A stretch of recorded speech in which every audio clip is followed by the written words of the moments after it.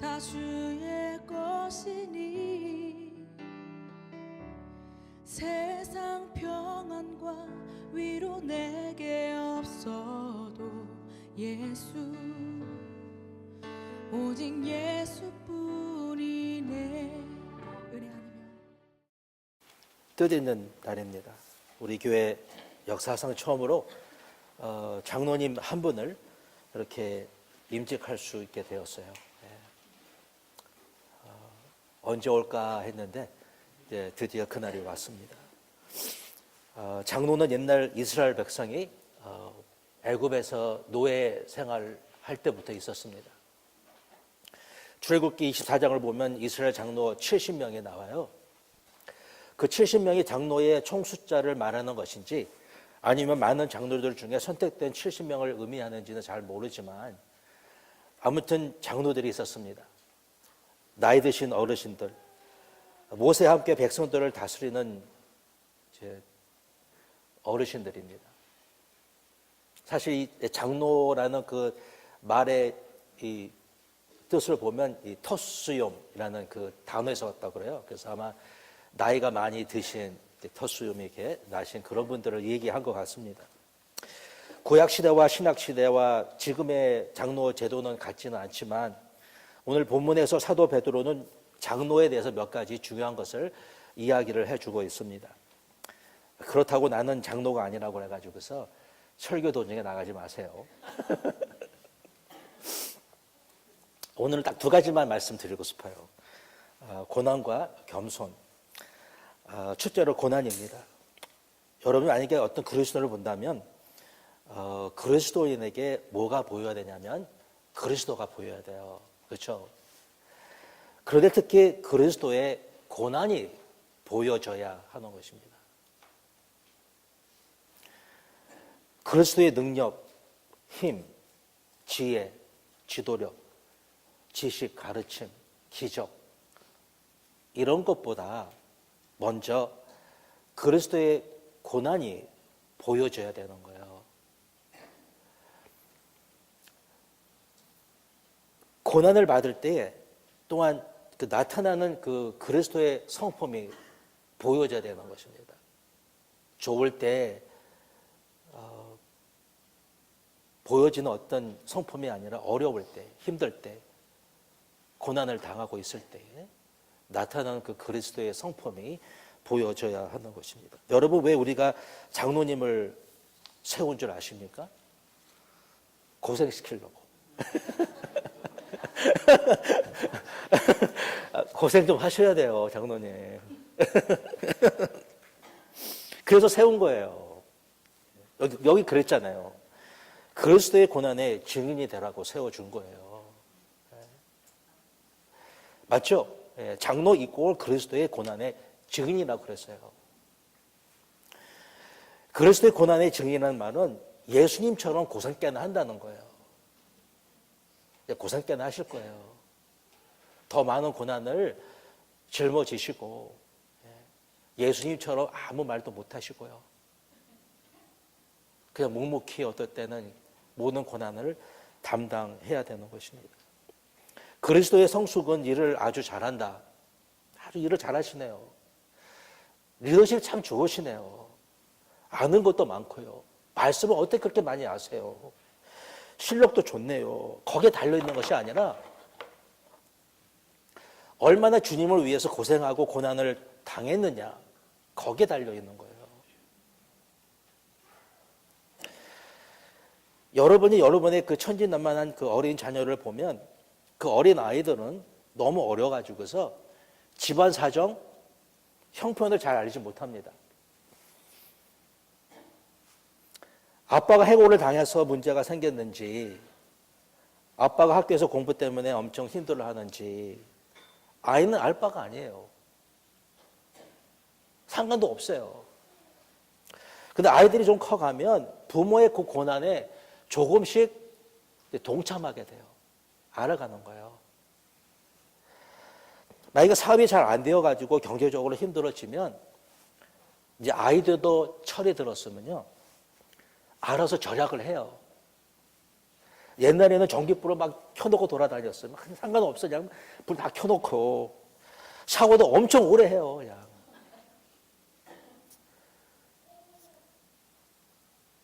그런데 이제 아버지가 힘들잖아요. 그러면은 샤워를 하는데 하루 건너뛰어요. 샤워도 빨리 해요. 1시간 하던 아이가 이제는 10분 하고 나와요. 옛날처럼 음식 먹다가 막 남겼어요. 막 그냥 뭐 다 흘리고 남겼는데 이제는 밥알 하나도 남기지 않고 꼭 씹어 먹어요. 이 부모의 고난에 이제 참여하는 아이가 된 거예요. 교회에는 여러 층의 성도가 있습니다. 여기 밑에서부터 이렇게 여기까지 이렇게 있어요. 지금 여러분이 어디에 있든지 간에 신앙이 성장하면 조금씩 달라져요. 다 달라져요. 관심이 달라지고 보는 게 달라져요. 염려하고 마음 아파하는 게 달라지는 거예요. 여기 이제 5장 1절에 나온 것처럼 베드로전서를 좀 보니까 이 고난이라는 단어가 15번 나오더라고요. 그러면서 영광이라는 단어도 13번 나와요. 영광, 찬란하게 빛나는, 다 좋아하죠.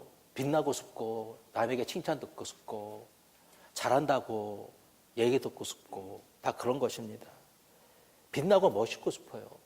저도 설교 준비하면서 잘해야지. 이런 어떤 마음이 있어요.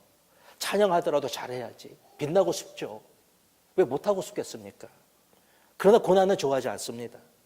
고난을 받으면 아프고 힘들고 웃음도 없어지고 얼굴도 찡그러지고 그렇습니다. 그건 당연한 것이죠. 예수님도 채찍과 주먹을 맞을 때 아프셨어요. 속상하니까 웃지 못하셨습니다. 찡그렸습니다. 우리가 사는 이 세상은 천국이 아니에요. 교회 다닌다고 모두가 천사같이 착하게 변하는 것도 아닙니다. 착각하셨죠? 네. 교회에 나온다는 것은 다만 한 가지, 하나님의 진리를 선택했다라는 거예요. 그게 달라진 거예요. 그런데 그렇다고 다 아는 것도 아니고 다 안다고 그래가지고서 아는 대로 다 지키는 것도 아닙니다. 그게 우리예요. 다 지키는 것 같은데도 빼먹는 거 있고 안 하는 것이 있습니다. 그래서 교회 안에도 문제가 있고 어려움이 있고 남 때문에 고통을 당할 수도 있고 내가 남에게 피해를 줄 수도 있습니다. 그게 교회예요. 교회는 천국이 아닙니다. 그래서 별로 좋지 않은 일들이 언제 생기는지 모르는 거예요. 누가 알았겠어요? 일이 생기는 것입니다. 또 아주 좋은 일이 언제 생기는지도 모르는 거예요. 진짜 좋은 일이. 그냥 평범하게 하다가 진짜로 좋은 일이 언제 생기는지를 누가 알겠어요? 하나님의 복이라는 것은 예쁘게 포장된 상자에 하나님의 복 이렇게 적혀가지고 오는 것이 아니에요. 아무도 모릅니다. 무엇이 하나님의 진짜 복이 되는지는 모르는 거예요. 하나님의 복은 겉으로 보아서는 알 수 없어요. 이게 복이다, 저가 복이다, 이것이 이렇게 될 것, 저렇게 될 것, 아무도 모르는 것입니다. 어떤 일이 진짜로 좋은 일인지 아닌지, 뭐가 복이 될는지 모르는 거예요. 그러나 주님의 일을 하다 보면 어렵게 되고 힘들게 될 수 있는데 그때 여러분 할렐루야예요. 왜냐하면 주님도 그러셨거든요. 주님도 그러셨어요. 그리고 고난은 하나님의 영광이 나타날 절호의 찬스라는 거예요. 고난을 받았기 때문에 지금 다 어떻게 잘못될 것이 아니라 하나님의 영광이 나타날 절호의 찬스이기 때문에 그렇다는 거예요. 주님을 바라보면, 우리 예수님을 바라보면 채찍이 엄청 맞으셨잖아요. 힘드셨죠. 아프셨잖아요. 살점이 떨어져 나갔잖아요. 여러분 그럴 때 있죠. 살점이 떨어져 나갈 것 같은 그런 아픔. 피를 엄청 흘리셨잖아요. 힘이 다 빠지셨잖아요. 근데 주님의 고난은 의미의 고난이었다라는 거예요. 왜냐하면 주님의 고난 때문에 모두가 영생을 얻게 되었기 때문에 그런 거예요. 그러니까 고난을 끝나지 않았다는 것이죠. 교회 역사를 보면, 믿음의 선지들을 바라보면 고난이 없으면 교회는 약해졌어요. 성도들은 타락했어요. 그런데 고난이 심할 때는 믿음도 강해지고 교회도 부흥을 했다는 거예요. 그게 역설적인 거예요. 나는 망할 것 같은데 그 안에서 기가 막힌 우리가 할 수 없는 그런 일들을 하게 하시는 그 하나님이 이제 말씀을 보면 한번 여러분 저도 이제 이 말씀을 준비하면서 베드로전서를 또 읽고 또 읽었는데 고난과 고통 자체는 즐거운 것이 아닙니다. 예수님도 고난을 즐기시지 않았습니다. 그래서 고난 앞에서 무릎을 꿇고 기도를 했던 것이죠. 땀방울에 핏방울이 되었던 거예요. 엄청 힘들었다는 것이죠. 너무 힘든 거예요. 이거 내가 해야 되겠는가? 안 하는 게 낫지. 그냥 피하는 게 낫지. 그러니까 눈 감으면 되는 거지. 없어지면 되는 거지. 내가 왜 이 고생을 해야 되는가? 라고 생각할 때가 있다는 것입니다. 베드로전서 4장 13절을 보니까 고난을 받는 것으로 즐거워하라고 그러지 않았어요. 고난을 받는데 그것을 즐거워하라고 그러지 아니하고 그리스도의 고난에 참여하는 것으로 즐거워하라. 이렇게 말씀을 하신 것입니다. 내가 고난을 받는 것은 지금 바로 그리스도의 고난에 참여하는 것이기 때문에 그것으로 즐거워하라는 거예요. 이는 그의 영광을 나타내실 때에 너희로 즐거워하고 기뻐하게 하려 함이라. 아멘. 이 말씀은 우리가 주님의 일을 하다가 주님의 이름으로 어려움을 당하게 될 때에, 어려울 때, 힘들 때에, 고난을 받을 때에 그냥 어려움을 받는 것이 아니라 그리스도의 고난에 지금 참여하게 되었다라는 거예요. 다시 말해서 나에게 그리스도를 흉내낼 수 있는, 본을 받을 수 있는 그런 기회를 우리에게 허락해 주셨다라는 것입니다. 그러면서 4장 13절을, 14절을 보니까 너희가 그리스도의 이름으로 욕을 받게 되면, 다시 말해 어려움과 고난을 받게 되면 복 있는 자로다 이렇게 얘기를 했어요. 지금 욕을 먹었어요, 제가. 지금 어려움을 당했어요. 근데 그게 복이래요. 그러면서 뭐라고 그랬냐면 영광의 영 곧 하나님의 영이 너의 위에 계심이라 이렇게 말씀하신 거예요. 지금 하나님의 영, 영광의 영이 지금 여러분 위에 계시다라는 거예요. 근데 왜 고난을 받아야 돼요? 왜 어려움을 당해야 되는 거예요? 그러면 하나님이 같이 하시는데 이런 일이 없어야 되는 거 아니겠습니까? 무슨 복이냐면 그리스도의 고난이 인류 구원의 근원이 된 것처럼 주님의 이름으로 주님 때문에 고난을 받으면 인류 구원에 동참하게 된다는 거. 나 같은 인간이 내가 하는 이 고난을 통해서 이 적은 거지만 이것을 통해서 어떤 누구의 구원에 내가 동참하게 된다는 거예요. 내가 참고 견디고 끝까지 포기치 아니하면 구원의 역사가 꼭 일어날 거라는 거예요. 누군가가 내 고난을 통해서 내 어려움을 통해서 그 구속의 역사 속으로 그가 참여될 수 있다는 겁니다. 그래서 여러분이 주님을 위해서 고생했죠. 예, 하셨습니다. 고통도 당하셨죠. 당하셨습니다. 고난 받으시고 아프셨던 적이 있습니다. 잘하셨습니다. 잘하신 거예요. 계속히 하십시오. 계속히 받으십시오. 아주 좋은 것입니다. 이제 두 번째로 이제 우리 모두는 겸손해야 돼요. 겸손. 옛날 베드로는 이제 수제자였기 때문에 그래서 그런지 그는 늘 나서는 걸 좋아했어요. 말도 빨랐고요. 행동도 엄청 빨랐습니다. 우리가 생각하기에 내가 누군데 나는 목사야, 나는 박사야, 나는 아버지야, 나는 남편이야, 나는 누구야 라고 생각하는 그 순간 있잖아요. 그렇죠? 내가 누군데 라고 누가 나에게 뭐라고 그래가지고서 그 말 때문에 나한테서 나는 누구인데 내가 뭘 이렇게 얘기할 때 나는 누구인데 라고 말하는 그 순간, 생각하는 순간 겸손하지 않은 거예요. 내가 목사인데 라고 생각하고 지금 말하려는 그 순간 나의 겸손은 없어진 거예요.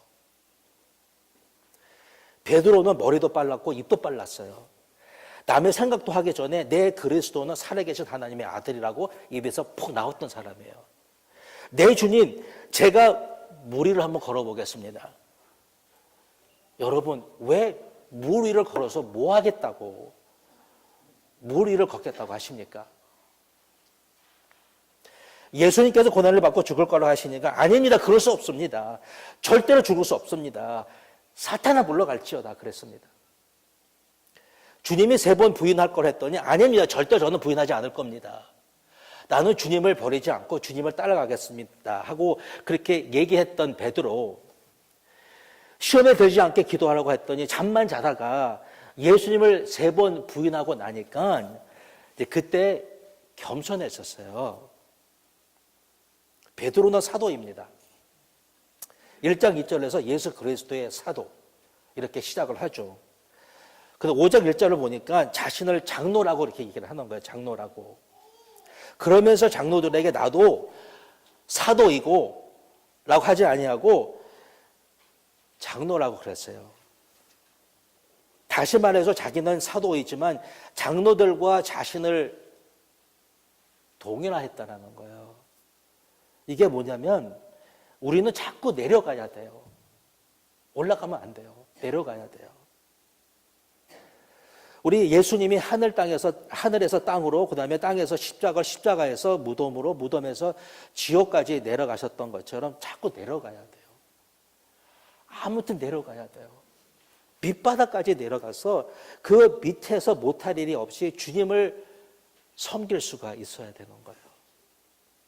섬기는 것이 아무렇지 아니하고 자연스러워지는 거예요. 이거 하라고 하면 이거 할 수 있고, 남이 뭐라고 하면 마음에 조금이라도 거스르는 것이 없어야 돼요. 남이 나에게 뭘 부탁하면 그냥 언제든 응할 수 있는, 내가 누군데 이런 것을 나에게 시키는 거야, 이런 것이 없어야 되는 거예요. 무슨 일을 하든지 간에 감사와 찬양이 터져 나오고 눈물이 나오면요, 겸손한 거예요. 그게 이제 겸손한 모습인 것입니다. 교회는 2종류의 교회가 있는데, 하나는 건강한 교회이고 하나는 병든 교회인데, 건강한 교회의 특징은 바로 성도가 겸손하다는 거예요. 겸손은 여러분 믿음의 첫 출발점입니다. 겸손이 없이는요 믿음의 시동을 걸 수가 없어요. 움직일 수가 없는 거예요. 겸손하지 아니하면은. 믿음이 없이는 믿음이 자라지 아니하고 온전히 될 수가 없고 믿음을 커가게 할 수가 없는 거예요. 겸손해야 되는 거예요. 은혜를 받을 수가 없는 거예요. 겸손하지 아니하면. 은혜가 없으면 구원을 받을 수가 없는 거예요. 구원을 받아야 되는데, 그러니까 아무튼 간에 겸손해야 돼요. 겸손이 모든 것의 시작입니다. 내가 겸손한가 아닌가를 한번 아는 쉬운 방법은 이거예요, 여러분. 내가 겸손합니까? 아닙니까? 여러분 겸손하세요? 안 하세요? 그거 알 수 있는 방법은 아주 간단해. 이게 뭐냐면, 나에게 은혜가 넘치면 겸손한 것이고, 나에게 은혜가 넘치지 아니하면 겸손하지 않은 거예요. 물어보세요, 여러분 자신에게. 은혜가 넘치는가 안 넘치는가? 넘치세요, 여러분? 그럼 겸손하신 거예요. 은혜가 넘치지 않으면 겸손하지 않은 것입니다. 어떤 분 이런 말씀 하셨습니다. 낙타는요, 하루를 시작하고 마칠 때에 주인 앞에 무릎을 꿇는다. 아침에 주인 앞에 무릎을 꿇으면 주인이 낙타의 사정을 알기 때문에 낙타가 짊어질 수 있는 그 짐을 이제 얹어준다는 거예요. 그 낙타나 마다하지 않냐고 그대로 그 짐을 짊어지고 순종을 한다는 것이죠. 마다하지 않는 게 마다하지 않는 게 겸손입니다. 주장하지 않는 게 겸손입니다. 순종이 겸손인 것입니다. 하나님 우리의 형편을 누구보다 잘 알고 계시잖아요. 그래서 우리가 짊어질 수 있는 만큼의 짐을 우리에게 짊어주신다는 거예요. 저녁에 대해서 주님 앞에 다시 무릎을 꿇게 되면 그 짐을 우리 주님께서 풀어주신다는 거예요. 아침마다 저녁마다. 겸손은 다른 것이 아니라 하나님의 능하신 손 아래 무릎을 꿇는 것이라고 여기 말씀을 하셨습니다.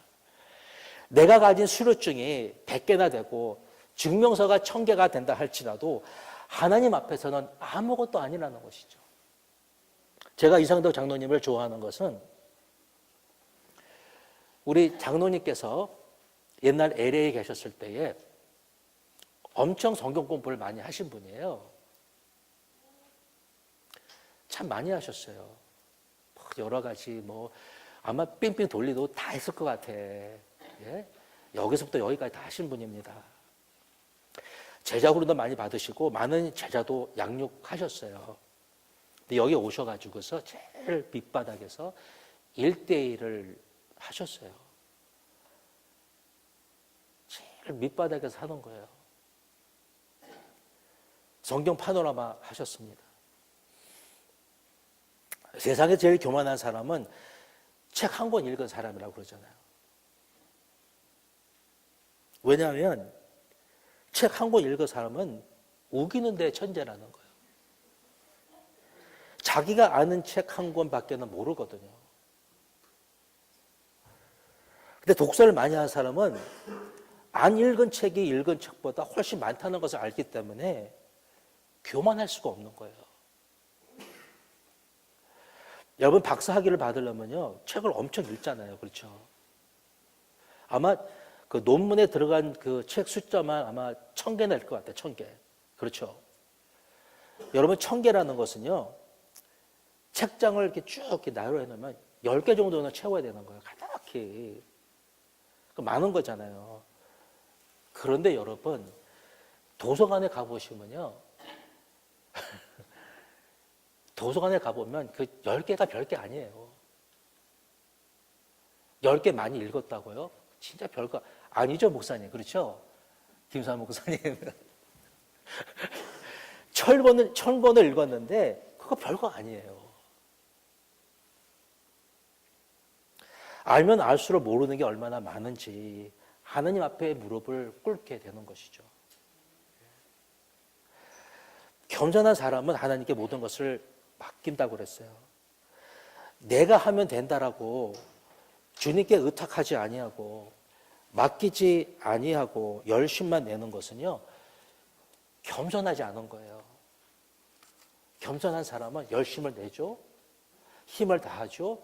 근데 날마다 주님께 맡기는 거예요.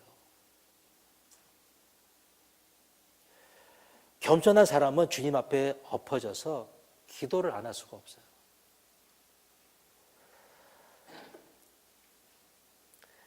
아무튼 우리 이상덕 권사님 죄송해요. 제가 별 말할 건 없었는데 몇 가지가 생각이 났습니다. 그냥 기도하는 시간을 보면 제일 늦게까지 마지막까지 나가지지 아니하시고 기도하시고 그래요. 좀 빨리 가세요 좀. 무슨 기도를 하는지 모르겠습니다. 무슨 기도를 하시는지 누가 알겠습니까? 근데 우리 기도의 가운데에 주님 저는 못합니다. 실수가 많습니다. 잘못했습니다. 용서해 주십시오. 저를 불쌍히 여겨 주십시오.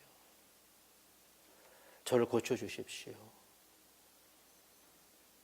그게 겸손한 사람입니다. 베드로는 아는 게 많았고요. 경험한 게 참 많았습니다. 그런데 뭐라고 그랬냐면 주장하지 말라고 그랬어요. 다시 말해서 힘주지 말고 소리 올리지 말라는 거예요. 허허.